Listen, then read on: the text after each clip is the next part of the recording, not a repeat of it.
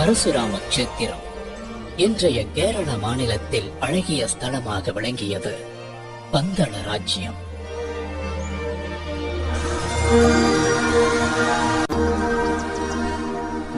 வனங்கள் சூழ்ந்த பூமி. அன்றைக்கு காற்றிலேயே மலர்களின் வாசத்தோடு இசையும் கலந்திருந்தது.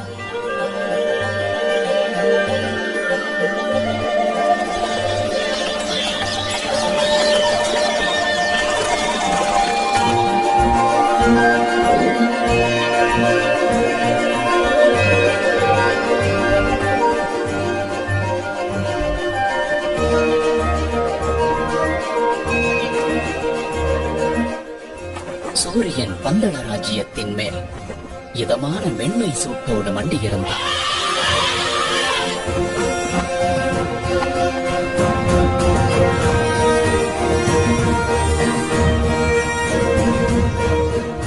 மன்னர் ராஜசேகரன் ஆட்சியில் பந்தள ராஜ்யமே சீரோடும் சிறப்போடும் இருந்தது. என்றாலும் ஒரு ராஜ்யத்தை ஆளும் மன்னருக்கு, சுகபோகங்கள் குறைவில்லாத அரசருக்கு ஒரு சோகம் இருந்தது. ஆம், அதுதான் புத்திர சோகம்.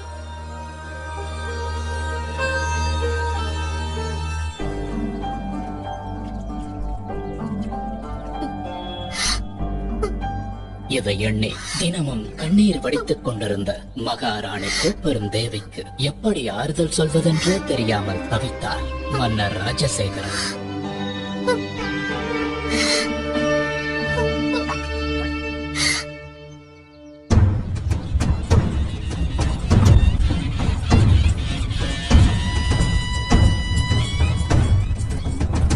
ஒரு நாள் மன்னர் ராஜசேகரன் நகர்வலம் வந்து கொண்டிருந்த பொழுது, இதோ நம் மன்னர் தான் எவ்வளவு திறமையாக நம் ராஜ்யத்தையும் மக்களையும் வழி நடத்துகிறார். இப்படி ஒரு மன்னர் கிடைக்க நாம் எல்லாம் பெரும் பேறு பெற்றிருக்க வேண்டும்.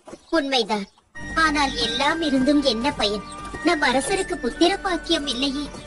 நம் மன்னருக்கு பிறகு இந்த ராஜ்யத்தை ஆள ஒரு வாரிசு இல்லாமல் போய்விட்டதே. இதை கேட்டதுமே மன்னர் பெருமான் மனம் நொந்து போனார். கடைசியாக கடவுளிடம் முறையிடுவதை தவிர அவருக்கு வேறு வழி ஏதும் தோன்றவில்லை.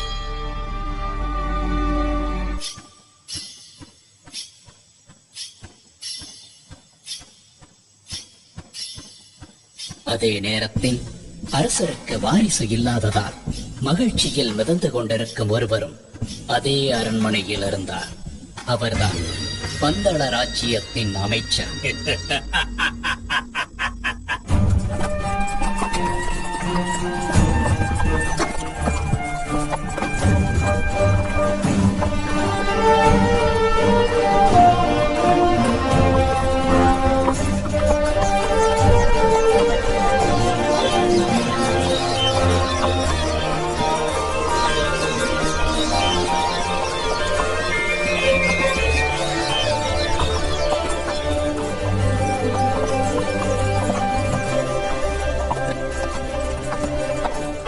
ஒரு நாள் மன்னர் ராஜசேகரன் அவரது அமைச்சர் மற்றும் பரிவாரங்களுடன் வேட்டைக்கு கிளம்பினார். அன்றைக்கு என்றுமில்லாத அதிசயமாக மனதில் அமைதி நிலவுவதையும் நெஞ்சம் மகிழ்ச்சி அடைவதையும் உணர்ந்தார். அமைச்சரே, இன்று காலையிலிருந்தே என்னை சுற்றி நற்சகுனங்களாகவே நடந்து கொண்டிருக்கிறது. என்னுடைய வாழ்வில் ஏதோ நல்லது நடக்கப் போகின்றது போலவும், உள்ளத்தில் புதைந்திருக்கும் சோகத்திற்கு வழி கிடைக்கப் போகிறது போலவும் தோன்றுகிறது. அப்படி நடந்தால் எனக்கும் மிகவும் மகிழ்ச்சிதான் அரசே. மன்னரின் நம்பிக்கைக்குரியவனாய் நடித்துக் கொண்டு மன்னரின் இடத்தை பிடிக்க மனக்கோட்டை கட்டிக் கொண்டிருக்கும் அமைச்சர், வாரிசு இல்லாத ராஜ்யம் அடுத்து எனக்குத்தான் என்று நினைக்கும் வேளையில் ஒரு பச்சிளம் குழந்தையின் குரல் கேட்டு மன்னர் சிலிர்த்து போனார். குரல் கேட்ட இடத்தை நெருங்க அங்கே ஒரு அழகான ஆண் குழந்தை கழுத்தில் மணிமாலையுடன் தவழ்ந்து கொண்டிருந்தது. யார் இந்த குழந்தை? இந்த குழந்தை இங்கே எப்படி வந்திருக்க கூடும்? குடியிருப்புகளே இல்லாத இந்த வனப்பகுதியில் இந்த குழந்தையை யார் விட்டு சென்று இருப்பார்கள்? ஹரிஹர புத்திரனான குழந்தையின் கழுத்தில் மணிமாலை ஒன்றை சூடி ஒரு தெய்வீக நிகழ்வின் மூலமாக பம்பா நதிக்கரையில் வீற்றிருக்க செய்தார் மகேசன். மிருகங்கள் அதிகம் வாழுகின்ற ஒரு வனப்பகுதி இது. எங்கே ஒரு குழந்தை இருக்கிறது என்றால் என்ன அர்த்தம்? அந்த ஆண்டவன் தான் என் பிரார்த்தனையை கேட்டு கருணையுடன் அனுப்பி வைத்திருக்கிறார். அப்படித்தான் இருக்க வேண்டும். அதனால்தான் இன்று என் மனதில் இனம் புரியாத சந்தோஷம் நிலவியதோ. இறைவா, உனக்கு நன்றி.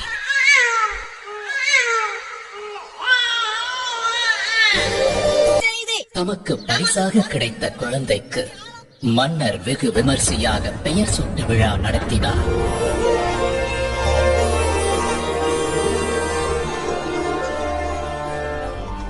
மணிமாலையுடன் இருக்கும் இந்த குழந்தைக்கு மணிகண்டன் என்று பெயர் சூட்டுகிறேன். மணிகண்டன்.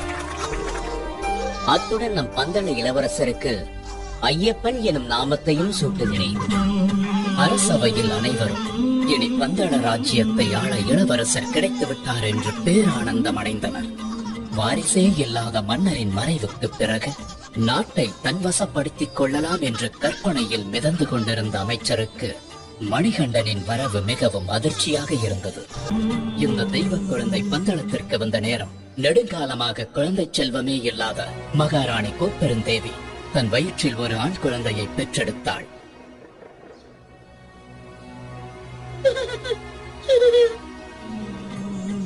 மணிகண்டனுக்கு கல்வி கற்கும் காலம் வந்துவிட்டது. அவனை குருகுலத்திற்கு அனுப்ப வேண்டும்.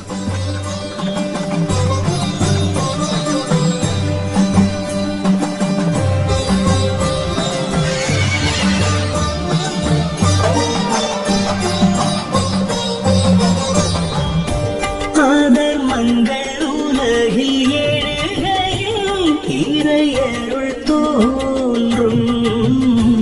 அறவழி எடுத்து சொல்லி பாதையொன்று காட்டும். தலை சரணடையும் அடியவர் குறைகளை போக்கும். கதியேன பதம் பணிந்தால் காவல் நின்று காக்கும். கண்ணுக்குள் நின்றாடும் கருணை கடலே, என்னாலும் கரை சேர்க்கும் நம் வாழ்வினையே. கண்ணுக்குள் நின்றாடும் கருணை கடலே, என்னாலும் கரை சேர்க்கும் நம் வாழ்வினையே. வினை தீர்த்திடும் வில்லாளனை மனம் போற்றுது என்னாடுமே. ஐயன் வந்தான் ஆனந்தமே. கலி காக்கும் ஒரு தெய்வம் ஐயப்பன் அவதாரம் நிகழ்ந்தது பம்பை நதியோரம்.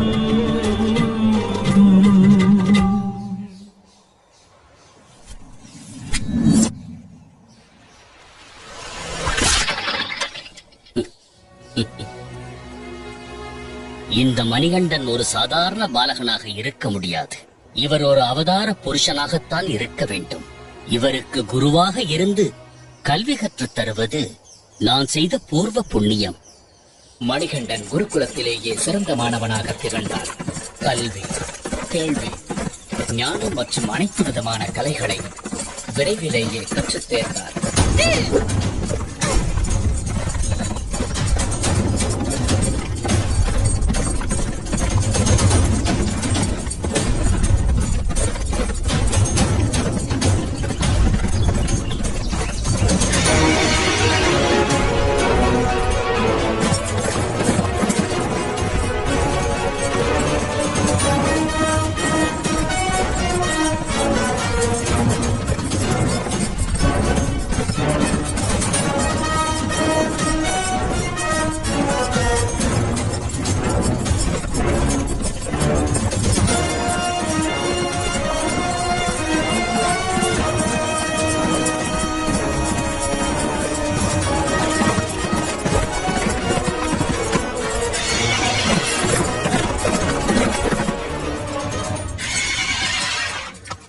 மணிகண்டன் அரசகுமாரர்களுக்கு தேவையான அனைத்து ஆயுத பயிற்சிகளையும் அஸ்திர வித்தைகளையும் சத்துருக்களை அழிப்பதற்கும் தைரியமாக எதிர்கொள்வதற்கும் உதவும் களரி, அபியாயசம் போன்ற கலைகளையும் கற்றுத் தேர்ந்தார்.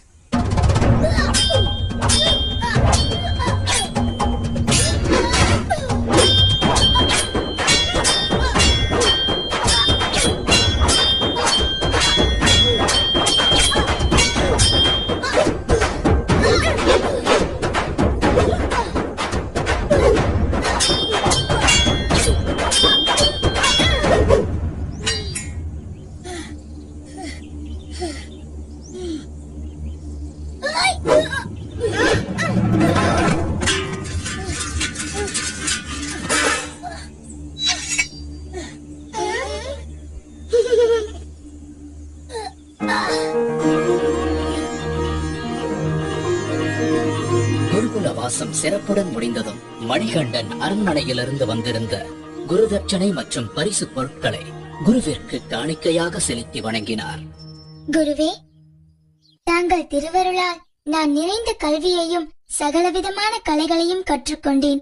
இந்த பரிசு பொருட்களை தவிர குரு தட்சணையாக வேறு ஏதாவது வேண்டுமென்றால் கேளுங்கள். மணிகண்டா, எனக்கு தாங்கள் கொடுத்த இந்த பரிசு பொருட்களுக்கு நன்றி. ஆனால் இவைகளின் மீது எனக்கு பற்றில்லை. என் மனதை ஆறாத துயரம் ஒன்று வாட்டுகிறது.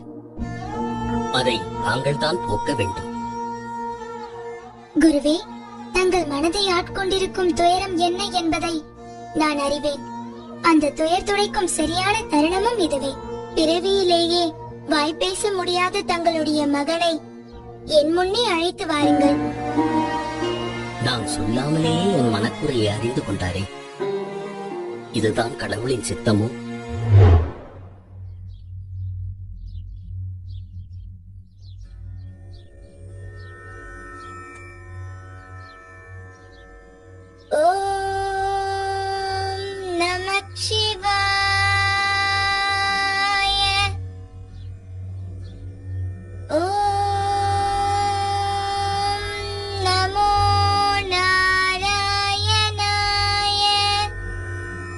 எங்கே சொல் பார்க்கலாம்.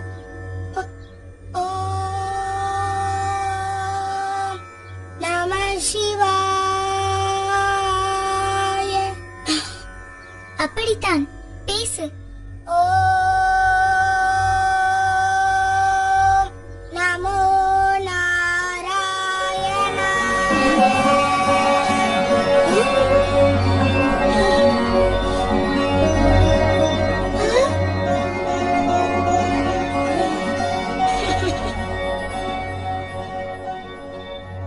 செயற்கரிய இந்த அற்புத செயலை நிகழ்த்திய நீங்கள் சாதாரண மணிகண்டன் அல்ல.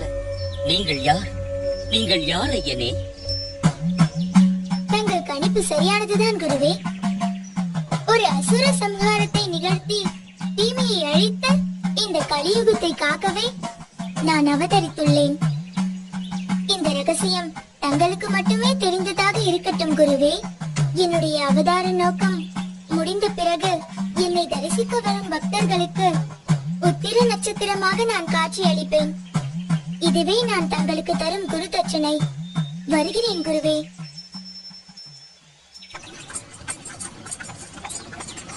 குருகுல வாசம் முடிந்த அரண்மனைக்கு திரும்பிய மணிகண்டனை ஆனந்த கண்ணீருடன் மகாராணி வரவேற்றார்.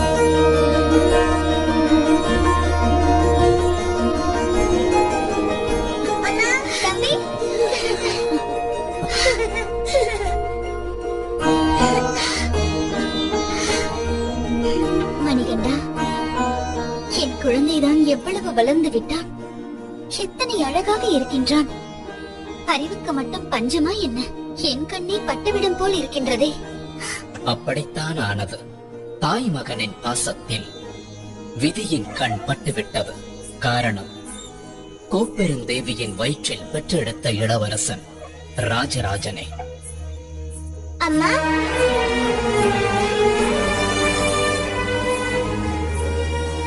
இதனை கண்ட வஞ்சக எண்ணம் கொண்ட அமைச்சர் பெருமகிழ்ச்சி அடைந்தார். காரணம், துஷ்ட எண்ணம் கொண்ட அமைச்சர் தெய்வீக தன்மை கொண்ட ஐயப்பனை நெருங்கும் போதெல்லாம் இனம் புரியாத மனசஞ்சலம் அடைந்தார். தான் அரியணை ஏறும் வாய்ப்பு பறிபோய்விட்டாலும் மணிகண்டன் அரியணை ஏறக்கூடாது என்பதில் உறுதியாக இருந்தார். அதற்காக பல சதித்திட்ட வேலைகளில் ஈடுபட்டார். அதில் ஒரு கட்டமாக மணிகண்டன் குடிக்க வேண்டிய பாலில் விஷத்தை கலந்தார்.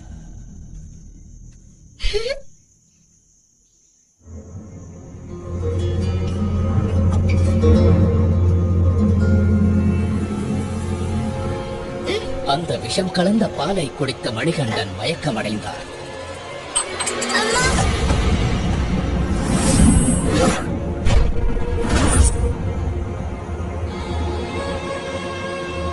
உடனே மணிகண்டனை காப்பாற்ற அரண்மனை வைத்தியர்கள் எல்லாம் எவ்வளவோ வைத்தியம் செய்தும் மணிகண்டனை காப்பாற்ற முடியாமல் தவித்தனர். இந்நிலையில் சிவபெருமான் வைத்தியர் ரூபம் எடுத்து அரண்மனைக்கு வந்தார்.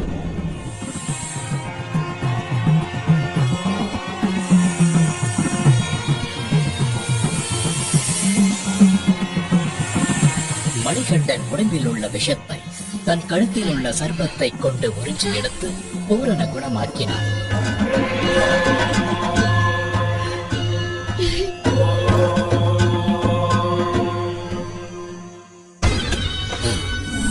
இந்த திட்டமும் முறியடிக்கப்பட்டு விட்டது. நான் வேறு ஒரு திட்டத்தை யோசிக்கிறேன். இதற்கிடையில் மன்னர் ராஜசேகரன் ஐயப்பனுக்கு இளவரசராக முடிசூட்ட ஏற்பாடு செய்ய திட்டமிட்டுக் கொண்டிருந்தார். ஆன்றோர் பெருமக்களே, நான் ஓய்வு பெறும் காலம் நெருங்கிவிட்டது என்பது தாங்கள் அனைவரும் அறிந்த ஒன்றே. ஆகவே மணிகண்டனுக்கு பட்டத்து இளவரசராக முடிசூட்ட ஏற்பாடு செய்திருக்கிறேன். அப்பொழுதுதான் சிறிது காலத்திற்கு பிறகு அவர் மன்னராக அரியணை ஏற ஏதுவாக இருக்கும்.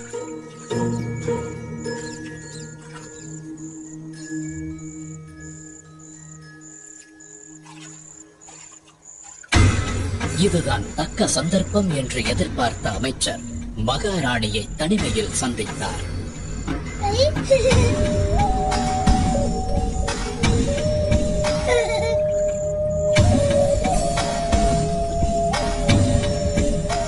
வணங்குகிறேன் மகாராணி. என்ன அமைச்சரே இந்த நேரத்தில்? தங்கள் அனுமதியின்றி அந்தப்புரத்திற்கு வந்தமைக்கு என்னை மன்னிக்க வேண்டுகிறேன். விஷயம் சற்று விபரீதமானது. அதனால்தான் இந்த நேரத்தில் இங்கு வர வேண்டியதாயிற்று. இருக்கட்டும், அப்படி என்ன விஷயம் அமைச்சரே? சில காலமாக தங்கள் மனதை உறுத்திக் கொண்டிருக்கும் சங்கடத்தை நான் அறிவேன். இனி இந்த ராஜ்யத்தை ஆள்வதற்கு உங்களுக்கென்று பிறந்த மகன்தானே உண்மையான அரச வாரிசு. அவனை அன்றி வேறு யாரும் உரிமை கொள்வது என்ன நியாயம்? ஜாக்கிரதையாக இருந்து கொள்ளுங்கள்.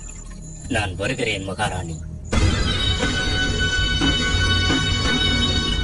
12 வருடங்கள் வளர்த்த பாசமெல்லாம் எங்கோ போய்விட தனக்கு பிறந்த மகனான ராஜராஜனுடன் ஒன்றி போய்விட்டார் மகாராணி கோப்பெருந்தேவி. தம்பி,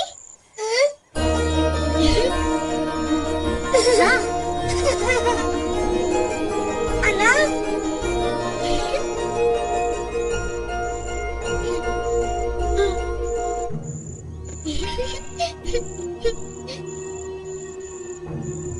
ஐயப்பன் அரசனானால் நாட்டு மக்கள் என்ன சொல்லுவார்கள்?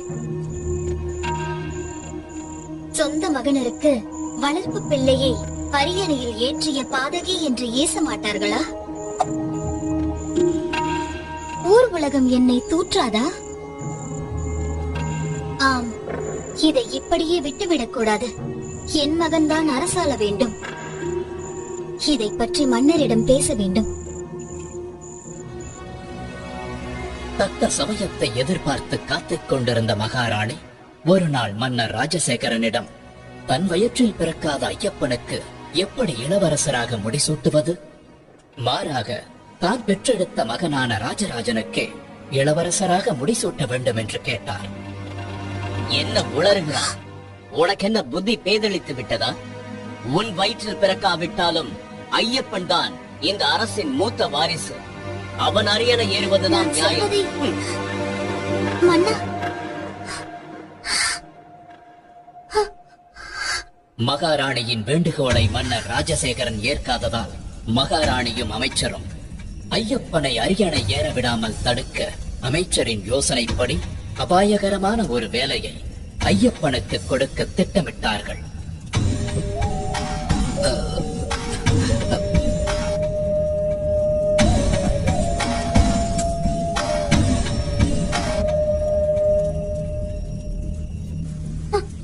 அதற்காக கோப்பெருந்தேவி பொய்யாக தலைவலி வந்தது போல் ஐயோ அம்மா, வலி தாங்க முடியவில்லையே. மன்னா, வலி தாங்க முடியவில்லை, வலிக்கின்றது. அரசே, நம் மகாராணிக்கு ஏற்பட்டிருக்கும் இந்த தலைவலியை போக்க புலிப்பாலை கொண்டு வந்தால் மட்டுமே குணப்படுத்த முடியும்.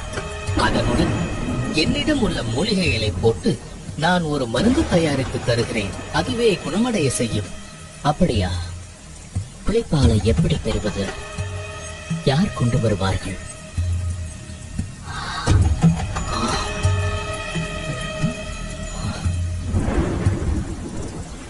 தந்தையே, தலைவலியை போக்க நானே காட்டிற்கு சென்று புலிப்பாலை கொண்டு வருகிறேன்.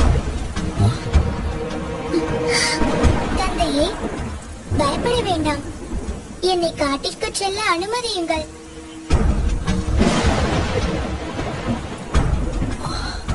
ஐயப்பனின் தெளிவான வார்த்தையிலும் தீர்க்கமான பார்வையிலும் ஒரு தெய்வீக தன்மையை உணர்ந்த பந்தளராஜன் ஐயப்பனை காட்டிற்கு செல்ல அனுமதித்தார். இதை கேட்ட அமைச்சரும் கொப்பெரும் தேவியும் தங்களது திட்டம் நிறைவேறப் போவதை நினைத்து பெருமகிழ்ச்சி அடைந்தனர்.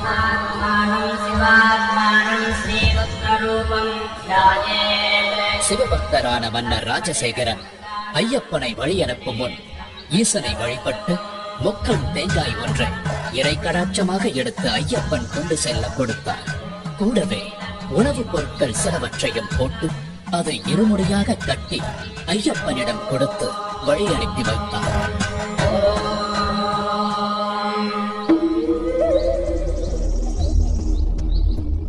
இந்த ஹரிஹர சுதனான மணிகண்டனின் அவதாரம் நிகழ்ந்தது ஒரு அசுர சம்ஹாரத்தை நடத்துவதற்காகத்தான். இப்படி ஒரு தெய்வ குழந்தையின் வரவுக்கு காரணம் அரக்கி மகிஷமுகி. மகிஷமுகி அரக்கர் குலத்தின் தலைவி. பார்வைக்கு மட்டுமல்ல, எண்ணத்திலும் உருவத்திலும் கொடூரமானவள். பார்ப்போரை அச்சமூட்டும் அரக்கத்தனத்தின் மொத்த உருவாக தோன்றினாள்.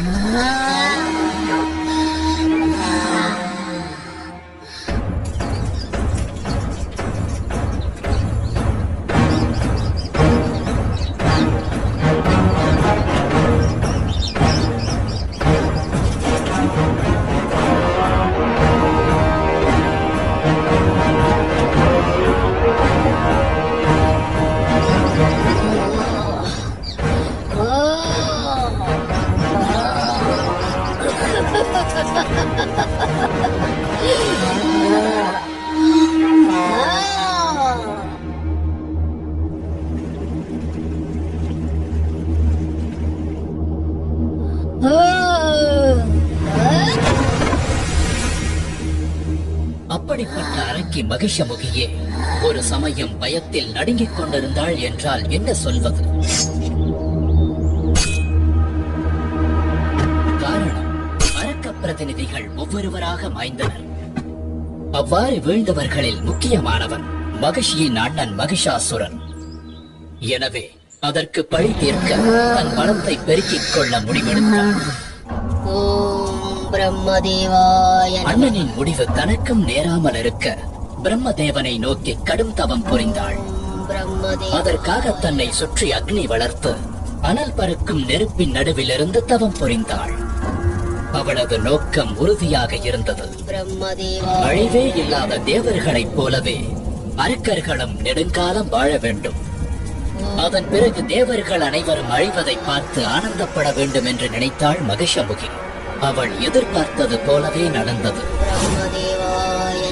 அவளது கடும் தவத்தால் ஏற்பட்ட வெப்பம் பிரம்மலோகத்தையே தாக்க பிரம்மதேவரே மகிஷமுகியின் எதிரே தோன்றினார்.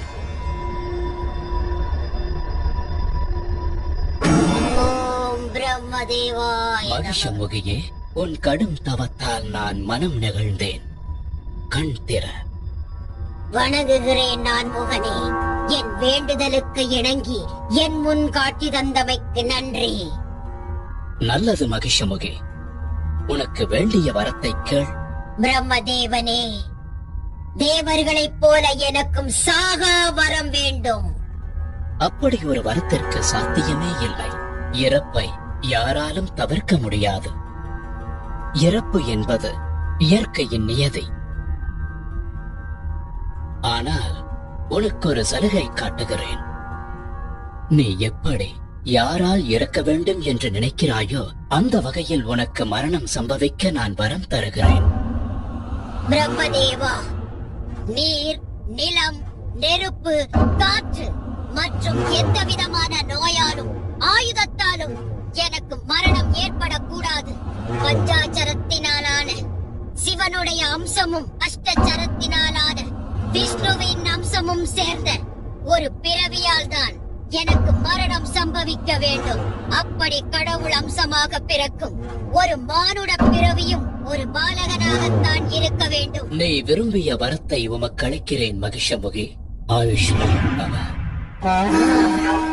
தன்னுடைய விதியை தானே நிர்ணயம் செய்து கொண்ட சந்தோஷத்தில் தேவர்களையும் ரிஷிகளையும் முனிவர்களையும் சித்திரவதை செய்து வதம் செய்ய தொடங்கினாள். ஓம் நம சிவாய, ஓம் நம சிவாய, ஓம் நம சிவாய, ஓம் நம சிவாய, ஓம் நம சிவாய, ஓம் நம சிவாய, ஓம் நம சிவாய.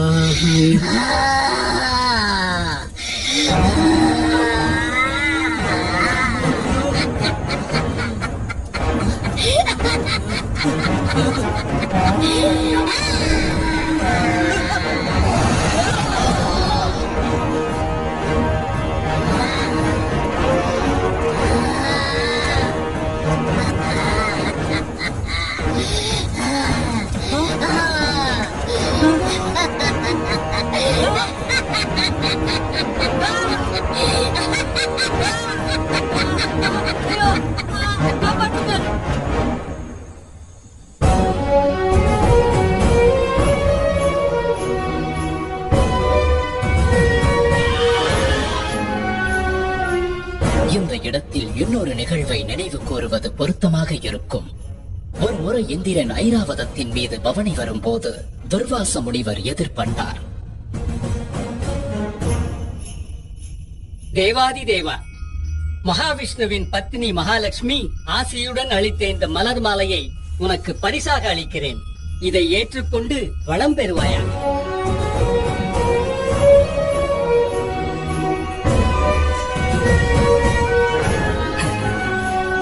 இந்திரனோ வெகு அலட்சியமாக யானையின் மீது அமர்ந்தபடியே அந்த மலர் மாலையை ஐராவத யானையின் மத்தகத்தின் மீது வீசினார்.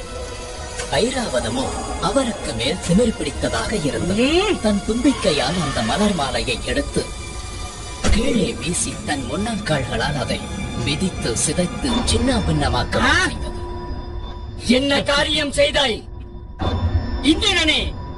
இனி நீயும் உன் தேவர் கூட்டமும் மனிதர்களைப் போலவே முதுமை அடைந்து அவதிப்படுவீர்கள்.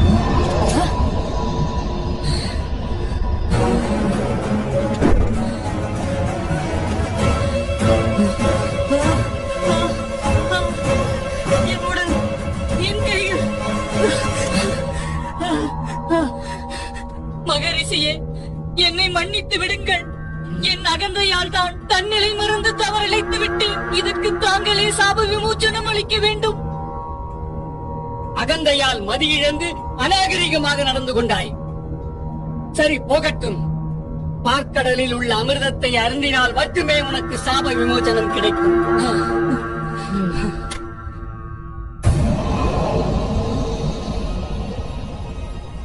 இதற்கிடையில் மகிஷமுகி இந்திராதி தேவர்களுடன் சண்டையிட்டு இந்திரலோகத்தையும் கைப்பற்றிக் கொண்டார்.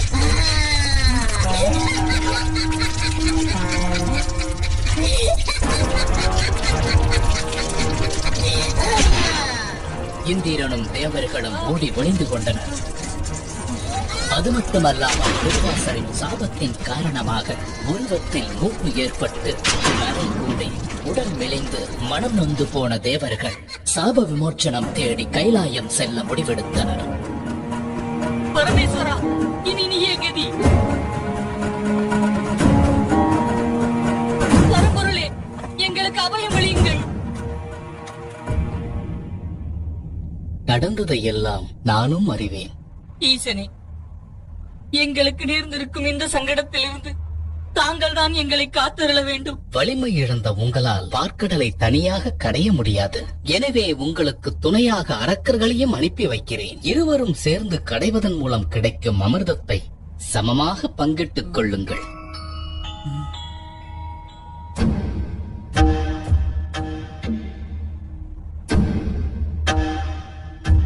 எனது ஆணைப்படி நீங்களும் தேவர்களுடன் சென்று பார்க்கடலை கடையுங்கள். உத்தரவு ஈசனே. தங்கள் வலிமை அனைத்தையும் ஒன்று கூட்டி தேவர்களும் அரக்கர்களும் வேறு மலையால் பாற்கடலை கடைந்தனர்.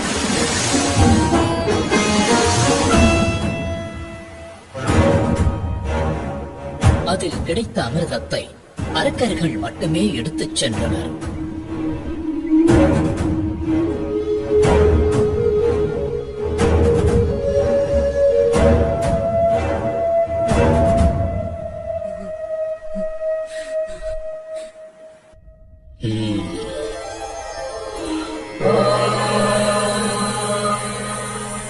சக்கரதாரியே, இனி தங்களின் லீலையை தொடங்கலாம்.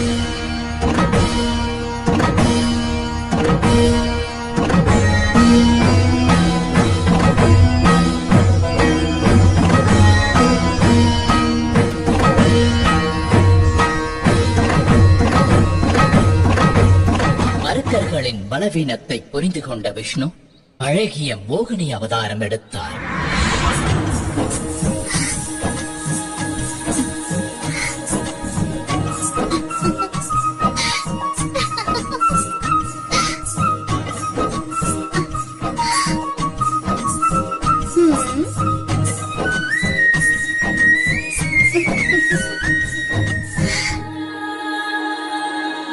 தன் பேரழகால் அரக்கர்களை மதிமயக்கச் செய்தார். அவர்களிடமிருந்து அமிர்தத்தை எடுத்து தேவர்களுக்கு கொடுத்து சாப விமோச்சனம் பெறச் செய்தார்.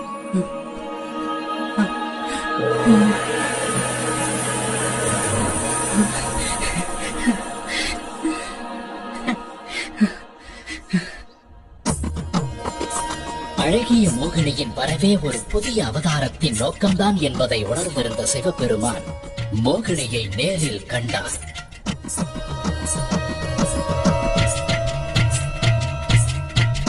சிவ அம்சமும் விஷ்ணு அம்சமும் ஒன்றாக கலந்தன.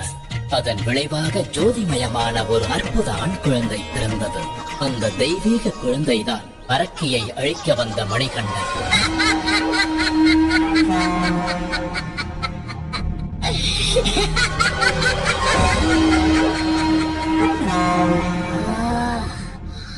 தேவர்களின் தந்திரத்தால் தன் இன மக்களுக்கு அமிர்தம் மறுக்கப்பட்டதையும் அது மொத்தமும் தேவர்களுக்கே போய் சேர்ந்ததை அறிந்து மேலும் உக்கிரமானாள்.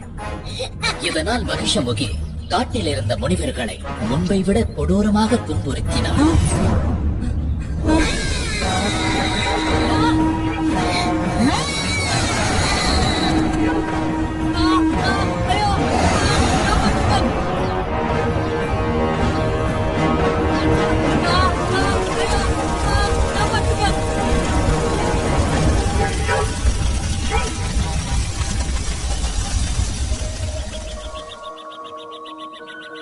இந்த நிலையில் புலிப்பால் தேடி வந்த ஐயப்பன் அதே காட்டிற்குள் பிரவேசம் செய்தார்.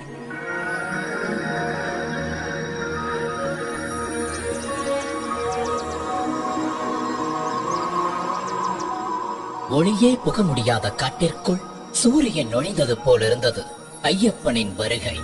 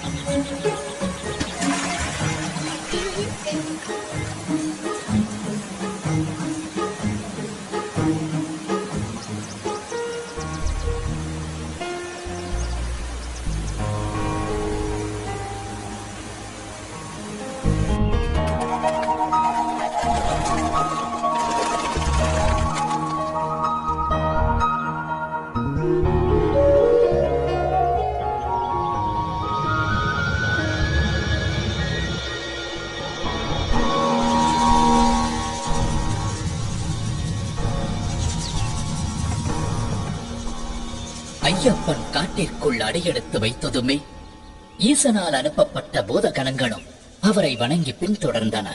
தேவேந்திரன் தலைமையில் தேவர்களும் ஐயப்பனுக்கு துணையாக வந்தனர். ஐயப்பனின் வருகையை அறிந்து கொண்டாள் மகிஷமுகி. ஐயப்பனை அழிக்க நினைத்து யுத்தத்திற்கு தயாரானாள். தன்னை எதிர்க்க ஒரு பாலகன் வந்திருப்பதைக் கண்டு சிரித்தாள் மகிஷமுகி.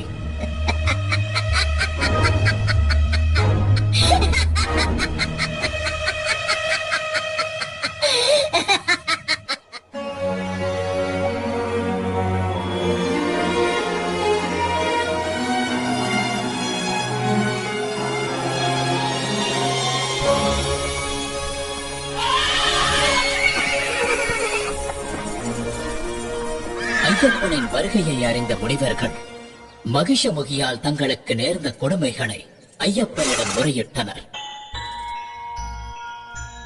ஐயப்பன் தனது அவதார நோக்கம் நிறைவேறும் கட்டம் நெருங்கிவிட்டதை உணர்ந்தார்.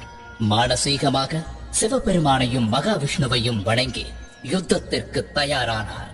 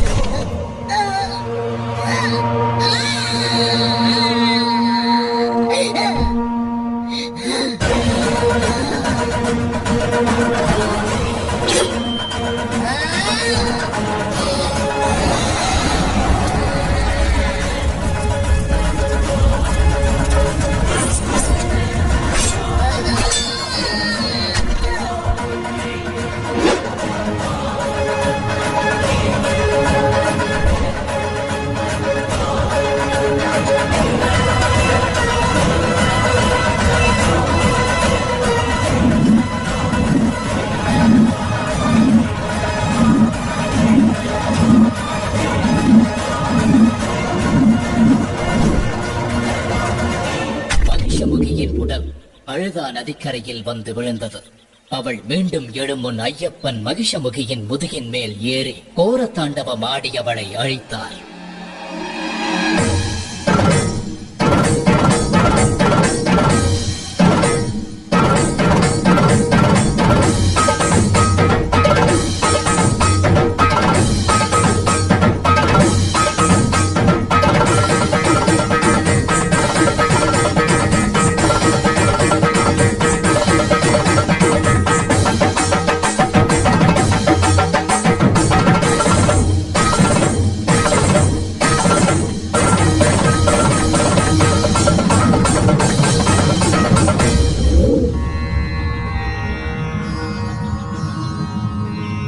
ஐயப்பனின் மகிஷமுகி சம்ஹார நர்த்தனத்தை காண வந்திருந்த ஈசன் தனது காளையை பக்கத்தில் உள்ள மரத்தில் கட்டி வைத்தார். அதனால் அந்த இடம் காளை கட்டி என்று அழைக்கப்படுகிறது.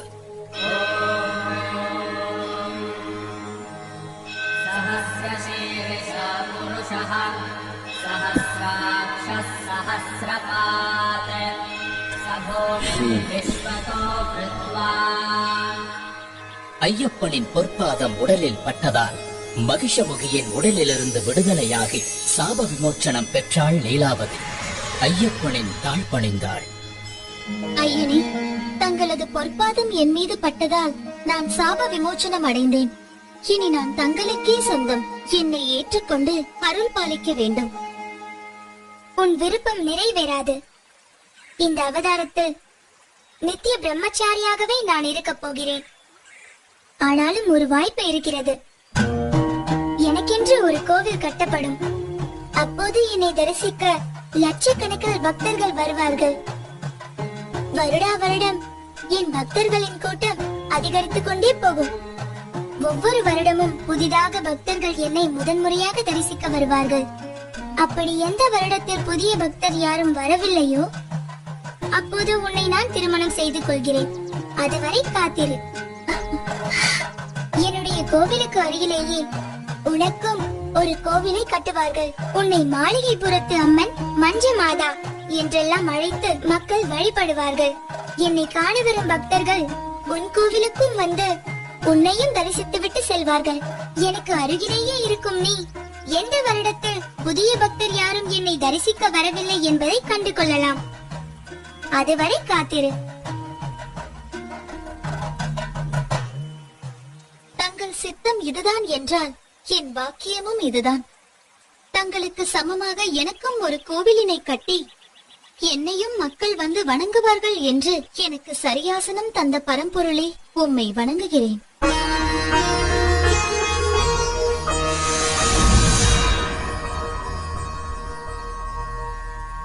மகிஷ சம்ஹாரம் முடிந்த பிறகு ஐயப்பனை அழைத்தார் பரமேஸ்வரன். மகனே, உன் பிரிவால் வாடிக்கொண்டிருக்கிறான் மன்னன் ராஜசேகரன். அவனை ஆட்கொண்டு முக்தி அளிக்க வேண்டும். அத்துடன் நீலிமலையில் சபரி என்ற பக்தை உன் தரிசனத்திற்காக காத்துக் கொண்டிருக்கிறாள். அவளுக்கு அருள் செய்து மோட்சம் அளிக்க வேண்டியது உனது கடமை. இதனால் அந்த பக்தையின் நினைவாக அந்த மலைக்கு சபரிமலை என்றே பெயர் வழங்கப்படும். அது மட்டுமன்றி அந்த சபரிமலையிலேயே உனக்கு கோவில் கட்டப்படும். ஆயுஷ்மான் பவ. மகிஷமுகியின் உடல் உயிரற்றதாக இருந்தாலும் மலை போல் வளர்ந்தது.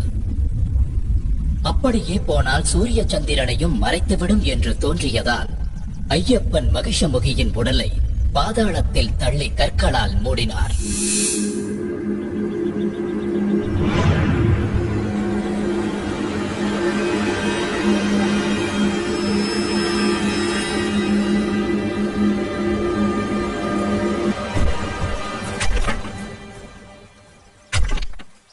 ஐயனின் ஆணைப்படி பூதகணங்களும் தேவர்களும் கற்களை எடுத்து வீசி கற்குவியலுக்குள் மகிஷமுகியின் உடலை புதைத்தனர்.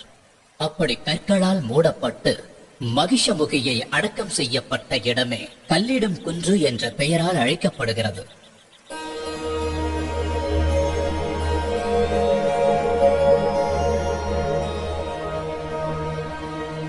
இந்திராதிபதியே, இந்த சம்ஹாரத்தை முடித்த எனக்கு இன்னொரு கடமையும் இருக்கிறது. என் தாய் அங்கே கடும் தலைவலியால் துடித்துக் கொண்டிருக்கிறார்.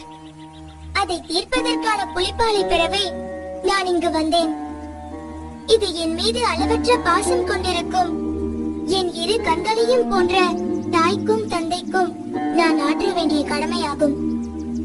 எனவே புலிப்பாலை பெற தாங்கள் தான் எனக்கு உதவ வேண்டும். நிச்சயமாக எம்பெருமான் பரமேஸ்வரன் கட்டளைப்படி நான் பெண் புலியாக மாறி பால் சுரந்து தருகிறேன். ஆனால் நீங்கள் இந்த குவளையை கொண்டு போய் மகாராணியிடம் கொடுத்து இந்தாருங்கள் புலிப்பால், உங்கள் தலைவலி தீர இதிலிருந்து மருந்து தயாரித்துக் கொள்ளுங்கள் என்று சொன்னால் அவர்கள் நம்ப வேண்டுமே. அதனால் நானும் உங்களுடன் வருகிறேன். என் மீது ஏறிக்கொள்ளுங்கள். அரசவையில் நாம் நுழைந்தால் நீங்கள் கொண்டு வந்திருப்பது புலிப்பால் தான் என்பது ஊர்ஜிதமாகிவிடும்.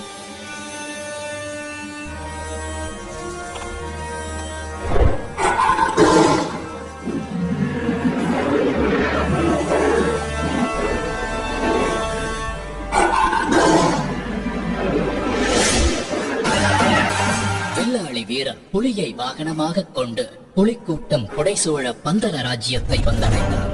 அரசவையில் இருந்த அனைவரும் சீறி பாய வேண்டிய புலிகள் மென்னடை போட்டு வரும் இயற்கைக்கு முரணான சம்பவத்தைக் கண்டு வியந்து நின்றார்கள். புலிப்பால் தேடச் சென்ற ஐயப்பன் இனி திரும்பி வரமாட்டான் என்று திடமாய் நினைத்திருந்த அமைச்சர் திடுக்கிட்டார். மன்னர் ராஜசேகரன் இரு கைகளையும் கூப்பி நெகிழ்ந்து போய் நின்றார். அவர் கண்களில் ஆனந்த கண்ணீர் வழிந்தது. தந்தையே, தாயின் தலைவலி தீர இதோ கொண்டு வந்துள்ளேன் புலிப்பால். இந்த அளவு போதாது என்று வைத்தியர் சொல்வாரானால் எவ்வளவு வேண்டுமானாலும் கலந்து கொள்ள இதோ புலி கூட்டமே என்னுடன் வந்துள்ளது. தாங்கள் கடவுளின் அவதாரம்தான் என்று நிச்சயம் நான் உணர்கிறேன். நாங்கள் ஏதாவது தவறு இழைத்திருந்தால் எங்களை மன்னித்து அருள வேண்டும் ஐயனே.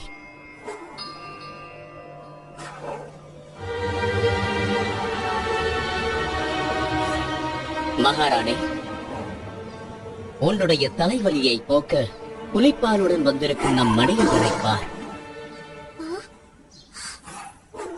தாலாட்டிய தாயந்திற்கு பாலூட்டிய சேதானிவன்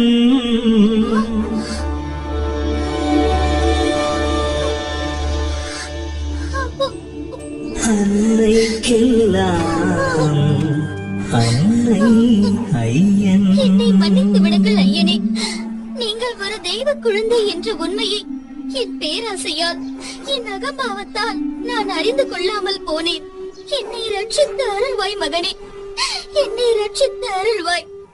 தாயே, தாங்கள் போய் என் காலில் விழலாமா? என்னை பெறாவிட்டாலும் என்னை வளர்த்து ஆளாக்கிய அன்பு தாய் நீங்கள். என் அவதாரத்தின் நோக்கம் நிறைவேற உதவியவர் நீங்கள்.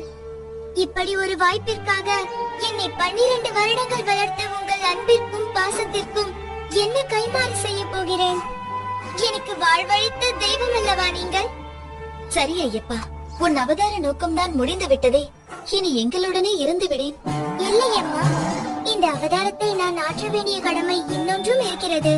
அது கலியுகத்தில் மக்களை நல்வழிப்படுத்த வேண்டிய முக்கிய கடமை. எனக்கென்று ஒரு இருப்பிடத்தை அமைத்துக் கொண்டு நான் அங்கேயே தங்கி பக்தர்களுக்கு அருள் பாலிக்க விரும்புகிறேன். தந்தையே, உங்கள் ராஜ்யத்திற்குட்பட்ட எல்லையில் ஓர் இடம் கொடுங்கள். அங்கே நான் தங்கியிருந்து மக்களின் துயர் துடைப்பேன். ஐயனே, தங்களுக்கு எங்க இடம் வேண்டுமோ, எவ்வளவு இடம் வேண்டுமோ எடுத்துக் கொள்ளுங்கள்.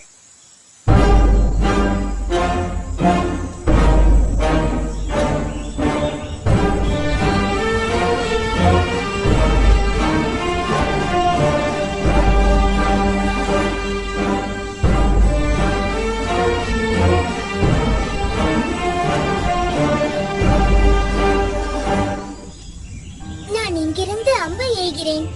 அந்த அம்பு எங்கே போய் விழுகிறதோ அந்த இடம்தான் எனக்கு வேண்டும். அங்கு எனக்கு கோவில் கட்டி தாருங்கள். அங்கிருந்தபடி கலியுகத்தை நான் பரிபாலிக்கிறேன்.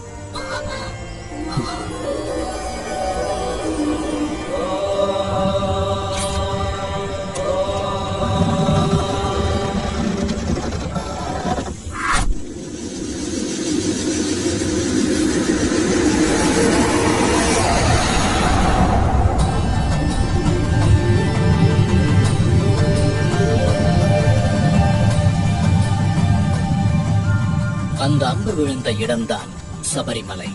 இந்த சபரிமலையில்தான் இன்றும் கலியுகத்தின் கண்கண்ட கடவுளாக கருணாமூர்த்தியாக திகழ்கிறார் சபரிமலை ஐயப்பன்.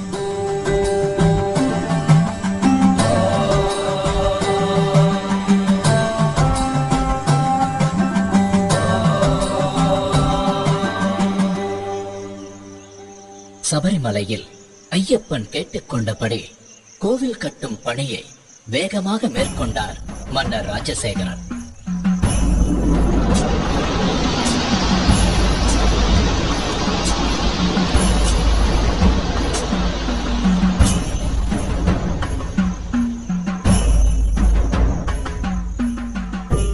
அந்த கோவிலில் வாழ்க்கையின் தத்துவங்களை விளக்கும் விதமாக 18 படிகளையும் அமைத்தார். இந்த 18 திருப்படிகளும் 18 மலைகளையும் 18 கடவுள்களையும் 18 தத்துவங்களையும் குறிக்கின்றன. 18 மலைகளாகிய இஞ்சிப்பாறை மலை, காளைக்கட்டி மலை, புதுச்சேரி மலை, கரிமலை, தலைப்பாரமலை, தேவர் மலை, ஸ்ரீபாதமலை, மயிலாடுமலை, மாதங்கமலை, கால்த்திமலை, சிற்றம்பலமலை, சுந்தரமலை, நாகம்பலமலை, கவுண்டமலை, நிலக்கல் மலை, நீலிமலை, பொன்னம்பலமலை, சபரிமலை போன்ற மலைகளையும் 18 கடவுள்களாகிய விநாயகர், சிவன், பார்வதி, முருகன், பிரம்மா, விஷ்ணு, ரங்கநாதர், காளி, யமன், சூரியன், சந்திரன், செவ்வாய், குரு, புதன், சுக்கிரன், சனி, ராகு, கேது ஆகிய கடவுள்களையும் 18 தத்துவங்களாகிய காண்பது, கேட்பது, மனம், ரசனை, ஸ்பரிசம், காமம், பேராசை, குரோதம், கோபம், மோகம், மதம், மாச்சரியம், தம்பு, சாத்வீகம்,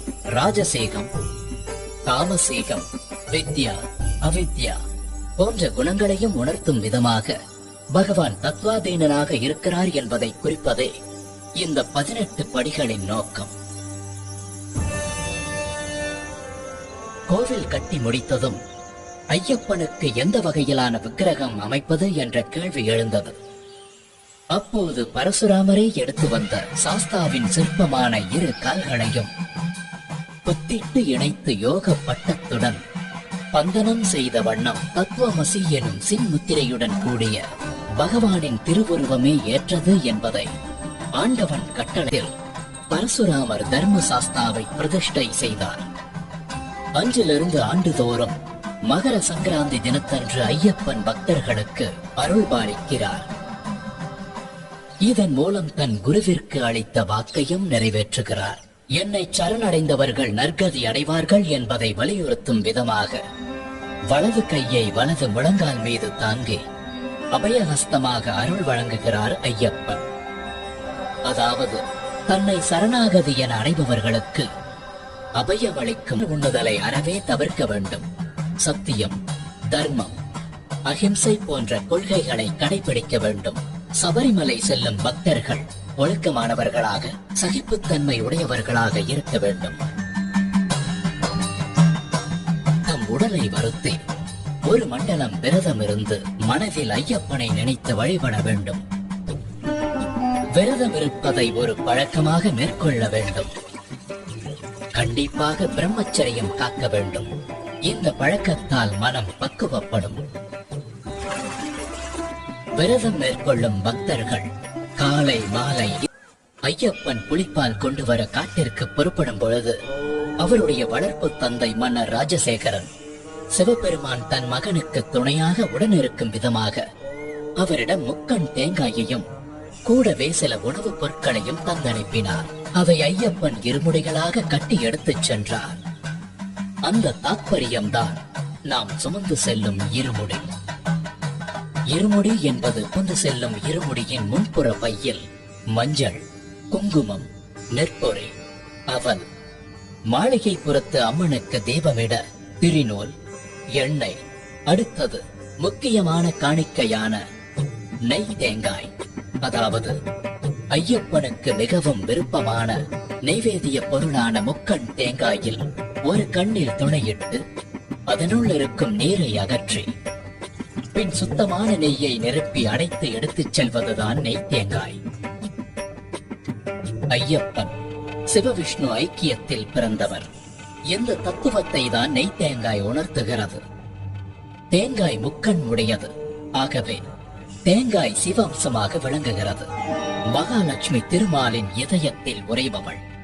அப்படி தன் இதயத்தில் பசு அம்சமான திருமகளை வைத்திருக்கும் மகாவிஷ்ணுவை ஐயப்பனின் தாயாகிய மோகினி அவதாரத்தை பசுவின் நெய் குறிக்கிறது. ஆகவே தேங்காயும் அதனுள் நிரப்பியிருக்கும் நெய்யும் சிவனையும் விஷ்ணுவையும் உணர்த்துகின்றன. தன்னுடைய பெற்றோரை உணர்த்தும் இந்த நிவேதனம் சுவாமிக்கு படைக்கப்படுவதில் அவர் மிகுந்த சந்தோஷம் அடைவார். பக்தனுக்கு அருள் பாலிப்பார். இருமுடியின் பின்முடி பையில் மஞ்சள் தூள், அரிசி, பருப்பு, வெல்லம் ஆகிய பொருட்கள் இருக்கும். காட்டு வழியில் நடைபயணமாய் செல்லும் பக்தர்கள் இந்த பொருட்களை வழியிலேயே சமைத்து சாப்பிட்டு பசியாறிய பின் பயணத்தை தொடரலாம் என்பதற்காகவே இருமுடியில் அரிசி, பருப்பு போன்ற உணவுப் பொருட்களை எடுத்துச் செல்ல வேண்டும். ஐயப்பனை தரிசிக்கச் செல்லும் பக்தர்கள் தலைமீது சுமந்து செல்லும் பொருட்கள் பயணத்தின் போது கொஞ்சம் கொஞ்சமாக குறைவது போல் அவனுடைய தலைகணமும் குறைய வேண்டும். அவனுடைய ஆணவம், அகங்காரம், செருக்கு, மமதை, பொறாமை போன்ற எல்லா தீய குணங்களும் அவனை விட்டு விலக வேண்டும்.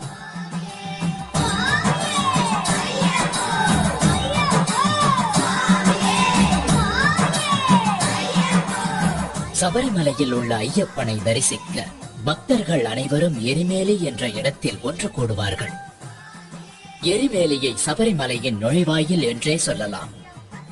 இங்கு பந்தள மன்னர் ராஜசேகரனால் கட்டப்பட்ட தர்மசாஸ்தா கோவில் உள்ளது.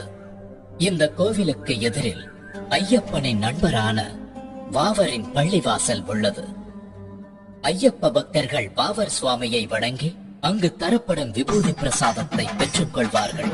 இந்த எரிமேலியில் தான் முக்கியமான நிகழ்வான பேட்டை துள்ளல் என்ற நிகழ்வு நடைபெறும். அப்பொழுது பக்தர்கள் தங்கள் மனதில் உள்ள தீய எண்ணங்களை போக்க வேண்டும் என்ற நோக்கத்தில் நடனமாடுவார்கள். பேட்டை துள்ளல் முடிந்த பின்பு அங்கே வரும் கன்னிசாமிகளுக்கு ஒரு சரக்கோலும் ஒரு கருப்பு நாடாவும் கொடுக்கப்படும். எரிமேலியில் பேட்டை துள்ளலை முடித்துவிட்டு பயணத்தை தொடரும் பக்தர்கள் பேரூர் தோடு, கோட்டைப்பாடி ஆகிய இடங்களை கடந்து காளைக்கட்டி என்ற பகுதிக்கு வருவார்கள். இந்த காளைக்கட்டி என்ற இடம்தான் மகிஷமுகியின் உடலின் மீது பகவான் நர்த்தனமாடி தனது வெற்றி களிப்பை வெளிப்படுத்திய இடம். அந்த நர்த்தனத்தை காண வந்த சிவபெருமான் அவரது காளையை அங்கேயே மரத்தில் கட்டி வைத்ததால் அந்த இடம் காளைக்கட்டி என்று அழைக்கப்படுகிறது. அதன் பின்பு அழுதா நதியில் நீராடி மூழ்கும் போது பக்தர்கள் நதிக்குள் கிடைக்கும் கல் ஒன்றை எடுத்துச் சென்று போகும் வழியில் உள்ள கல்லிடும் குன்று என்ற இடத்தை அடைந்து அரக்கியை சமாதி செய்த இடத்தில் அந்த கல்லை வைப்பார்கள். அதனால் அந்த இடம் கல்லிடும் குன்று என்று அழைக்கப்படுகிறது. அதனைத் தொடர்ந்து இஞ்சிப்பாறை கோட்டையை கடந்து உடும்பாறை கோட்டையில் ஸ்ரீ பூதநாதரை வணங்கி விபூதி எனப்படும் சாம்பலை பெறுவர். பின்பு சபரிமலை செல்லும் வழியில் பக்தர்கள் புண்ணிய நதியான பம்பை நதியில் குளித்து தன்னுடைய பாவங்களை நீக்குமாறு ஐயப்பனிடம் வேண்டி அங்கு தங்கி பம்பாஸ்தி என்ற நிகழ்ச்சியில் 108 அடுப்புகளின் சாம்பலை கன்னிசாமிகள் தங்கள் வீட்டிற்கு எடுத்துச் செல்வார்கள். அதன் பிறகு விநாயக பெருமானை வணங்கி சபரிமலை நோக்கி யாத்திரை செல்வார்கள். பின்பு அப்பாச்சி மேட்டை கடந்து நீலிமலையை சென்றடைவார்கள். அதன் பின்பு சபரி பீடத்தை கடந்து மகிஷமுகிக்காகவே சரங்குத்தி என்ற இடத்தில் இருக்கும் ஆலமரத்தில் கன்னிசாமிகள் எடுத்துச் செல்லும் சரக்கோலை குத்தி கருப்பு நாடாவை போட்டு வணங்குவார்கள். இது கன்னிசாமியின் வரவை பதிவு செய்யும் நிகழ்ச்சி. இதை பார்த்த லீலாவதி பெருமூச்சு விட்டு அடுத்த வருடத்திற்காக காத்திருப்பாள். சபரிமலையின் அறிவிப்பு. தத்துவமசி விஸ்வ சாகோத்தியம் சொல்லி தெரிவிக்கின்ற மகா மந்திரம். ஆராதனை மூர்த்தியும் ஆராதகனும் அபித்யாராகிய சுவாமி தெரிகின்ற காட்சியும் காண முடியாத ஒரு காட்சியாகும். காடும் காட்டு பூக்களும் அருவிகளும் இயற்கை தருகின்ற ஒரு வரப்பிரசாதமாகும்.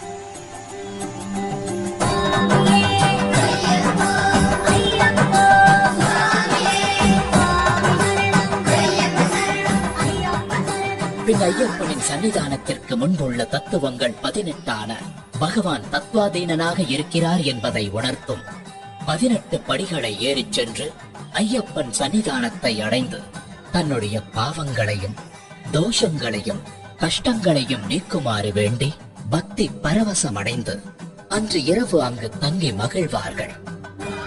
மறுநாள் காலையில் ஐயப்பனுக்கு நெய் அபிஷேகம் செய்து மாளிகைப்புறத்து அம்மனை தரிசித்து தான் செய்த பாவங்களை நீக்குமாறு வேண்டிக் கொள்வார்கள். மகர விளக்கு பூஜைக்கு முன்பு ஐயப்பனுடைய தங்க ஆபரண பெட்டியை பந்தள ராஜ்யத்திலிருந்து சபரிமலைக்கு கொண்டு செல்லும் பொழுது ஆகாயத்தில் ஆபரண பெட்டிக்கு வழிகாட்டியாக கருடன் கூடவே பறந்து செல்வது ஒரு சிறப்பு அம்சமாகும். ஐயப்பனுடைய சிறப்பு அம்சம் பிரம்மச்சரியம் மேற்கொண்டு வரும் பக்தர்களுக்கு அருள் புரிவதாகும். அதனால் 10 வயதிற்கு மேலுள்ள பெண்களும் 50 வயதிற்கு குறைவான பெண்களும் ஐயப்பனை தரிசிக்க சபரிமலைக்கு செல்லக்கூடாது. மண்டல பூஜை முடிந்த பிறகு மகர விளக்கு பூஜை ஆரம்பமாகி மகர விளக்கு பூஜை நிறைவடையும் தினத்தன்று மகர சங்கராந்தி பூஜை நடைபெறும்.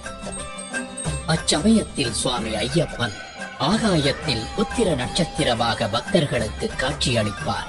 பக்தர்கள் சபரிமலையில் பிரசாதமாக விற்கப்படும் அரவண பாயாசம், அப்பம், நெய் ஆகியவற்றை வாங்கிக் கொண்டு மீண்டும் பம்பா நதியை வந்தடைந்து பின்னர் தங்கள் இல்லத்திற்கு சென்றடைவார்கள். தங்கள் இல்லத்தில் தான் கொண்டு வந்த பூஜை பொருட்களை பூஜை அறையில் வைத்து ஐயப்பனை மனதார வேண்டிக் கொண்டு குருசாமியின் துணையோடு மாலையை கழற்றி விரதத்தை முடிப்பார்கள். ஓம் சுவாமியே சரணமையப்பா.